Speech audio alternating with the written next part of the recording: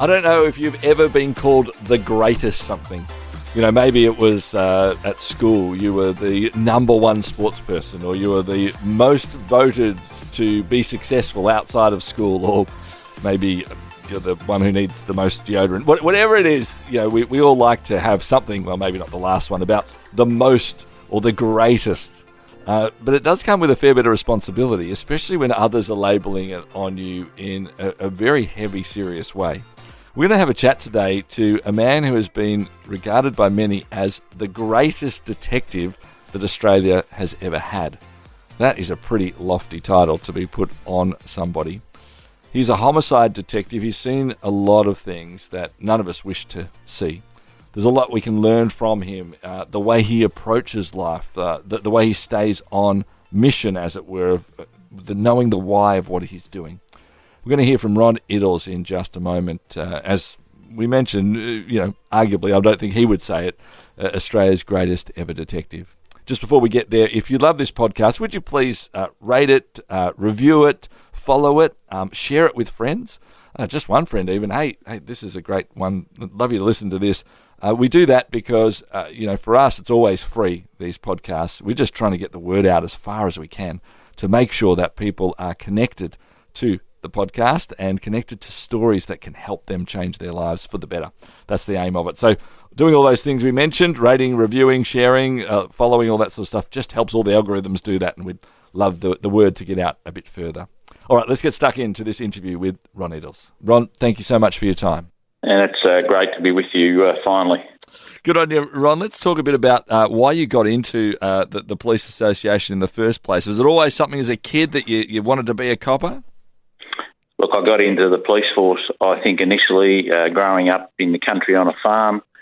And I've said it before, I watched the original Homicide version with Leonard Teal and Jack Fagan in it, and it fascinated me how they could solve a murder in an hour. So eventually in 1973 I came to Melbourne and joined the police force, and by 1980 I'd made it to the Homicide Squad. There you go. Now, did you ever solve a case in 1 hour, Ron? That's what I need to know now. Oh, no, I don't think you solve them in an hour, but there are some where we'd apprehended the offender in an hour. That's incredible. But the reality is, I think the first 48 hours, 72 hours was always the tough time to make sure you're going in a particular direction. Yeah. Take me through a bit of, life in homicide. It's where, wrong words, so forgive me for it, but that's where your name's been made, as it were. You've been regarded by many, I've done a lot of reading about you over time, and obviously you do appear in the media over recent years as well, that you're regarded as somebody who is very, very tough but very fair, respects people as well, whether they're actually on whichever side of the criminal aspect they might be on, a victim's family, but you respect someone who perhaps is going through that system and facing justice as well. As you go through, what's your philosophy, I suppose, as you look at your job? I think I've always treated everyone fairly, and that's regardless of whether they're an accused person or whether they're witnesses or might be family of victims. And I think in relation to accused persons, predominantly I've had a simple philosophy, and that is they're no different than you and I. They've just made bad choices in life. And, I've interviewed probably over 300 people in relation to the offence of murder, but out of those there would only be half a dozen who I would say were bad. The rest are just like you and I, and for whatever reasons, and most times there's some social reason, they've got themselves involved and ended up killing someone.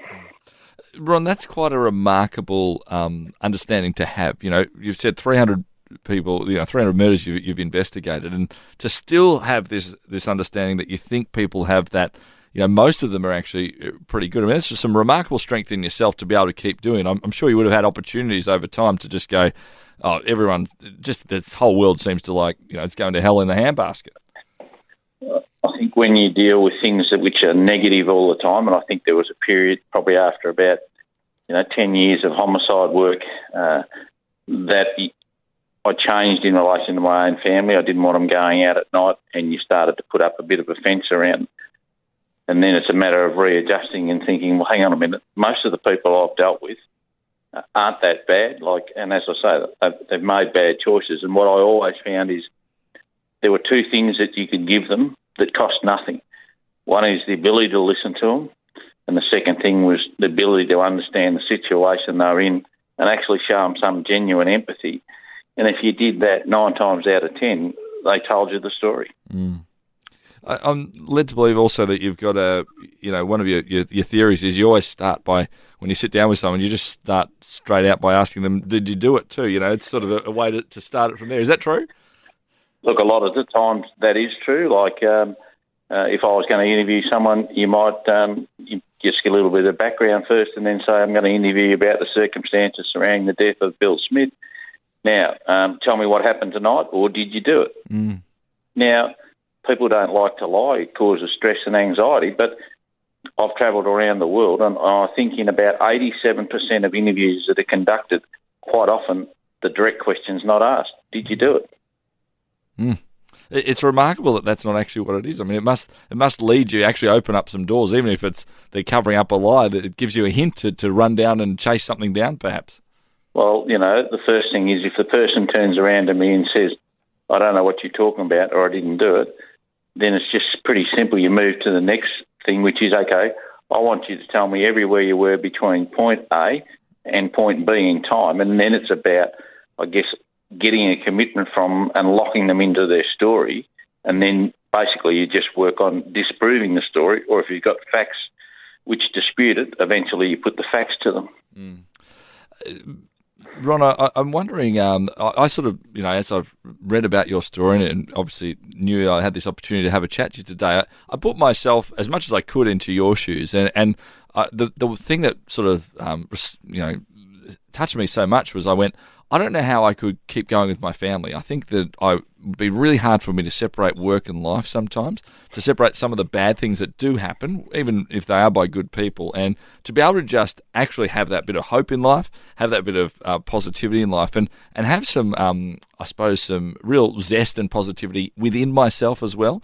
Is there a trick for you that you do it? Is it just the way you were brought up in the country, and that's just, we're harder in the country, that's the sort of idea, or is it something you've had to work at?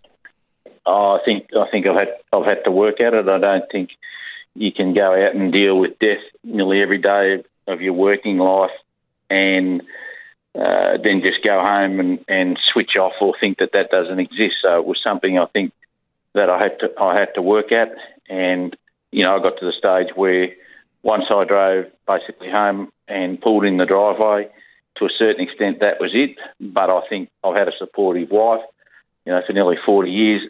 And, I might have been out for 2 or 3 nights and not home, and she would always say, oh, well, tell me about the job. So you sit down and you have that fairly open discussion. And I think it's that release and having the support from your family unit which actually helps you. Mm, absolutely. What about for the next question I put myself in, as I sort of tried to put myself in your shoes as best I could, was how did your kids cope? You mentioned this for you, we got a bit fearful for the kids. You didn't want them going outside the family, that sort of thing. How did they cope with Dad, potentially having to be on the phone in the middle of the night and knowing the work that you had to do? How did they actually go through and I suppose grow up through that? Good question. I guess my oldest daughter, I was told I built the sand pit, but I didn't play in the sand pit. Right. So early days it was about, working hard and establishing a career. Yep. And, there were times when I was never home. I could be gone for a week.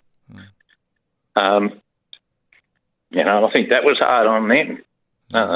But as time went on, it became, you tried to balance all that. Yeah.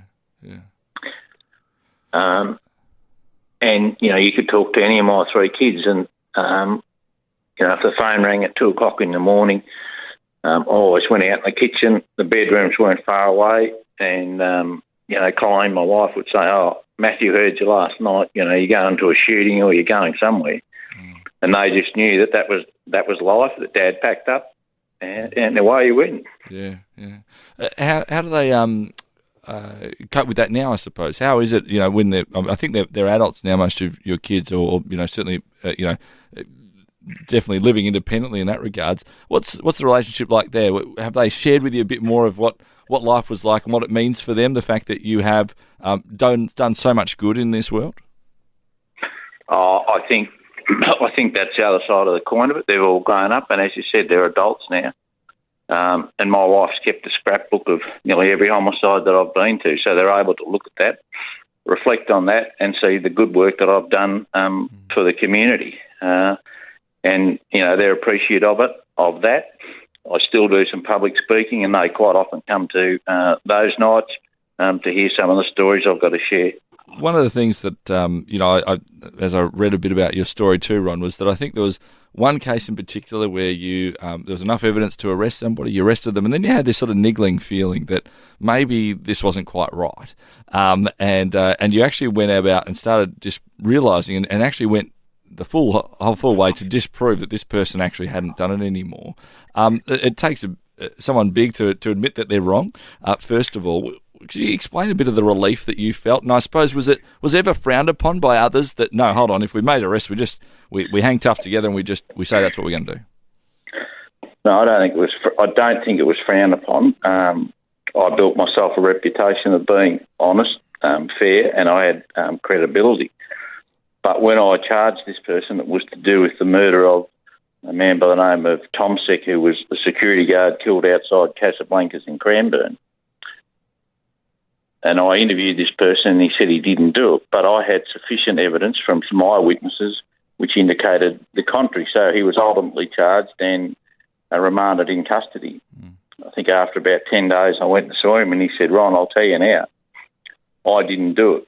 Now, the way this person sort of protested, I thought, you know what, I got a niggling doubt. But so I shook his hand and I said, if you get committed for trial, and I think at the end of that process, after the committal, there's some doubt about it, you won't stand your trial. So he was committed for trial, and I started to doubt it. Then I went out and I guess I disproved the account that was given by the witness, and I went to the Director of Public Prosecutions and the charge was withdrawn, and ultimately there was an inquest where the both of us shake hands outside the inquest, and for him, life goes on. I want to talk. But for me, personally, that was a big relief. For about 18 months, you've got this niggling doubt. Have I charged the wrong person? And I had that doubt. But then on the other side of it, you look at your witnesses and you look at some of the evidence, and you think, well, hang on a minute. The court's actually sent him for trial, so magistrates heard all the evidence. He's satisfied that there's evidence there for a jury to come to a decision. So it became a pretty big thing after that. But in the end, I think I probably worked harder to prove his innocence than I did to prove his guilt, and I'm satisfied he didn't do it. Yeah. I think that's only more respect to you from so many quarters, Ron, as well, that you do work hard to find the truth as much as we can and in everything that you do, which is a remarkable thing. I want to talk a bit about where you are in just a couple of minutes at the moment, because you have actually changed out of homicide. But before we sort of just move off that, I want to ask two questions, and they're sort of polar opposites of each other. The best thing you think you've done in the force up until now? Is there one moment that you could, or maybe it's a theme around that? And is there a regret at all that you have as you look back at your 20, 30 years that you've served in the force? I think one of the things that I would like to see as my legacy is probably over the last 8 years, I've changed the way in which predominantly a lot of detectives conduct interviews. I've been fortunate enough to go to Canada and the UK and study interview techniques, and I came back here and developed an interview style which was really conversationalist rather than having a table and having a barrier. So I think that's worked very well. So I'd like to think that as a positive. And a negative, I guess, is, there's been a couple of murders that I would have loved to have solved. One of the first ones was Thomas Cooper, who was shot down at Ricker Points in August 1980. We still did some work on that 2 months ago, but, sadly, I didn't get there even 34 years on. Just as we wrap up, I want to also ask, you're brought up in the country, a dad who's involved pretty heavily in the church. You brought up in that Christian life. We're obviously a Christian-based radio station.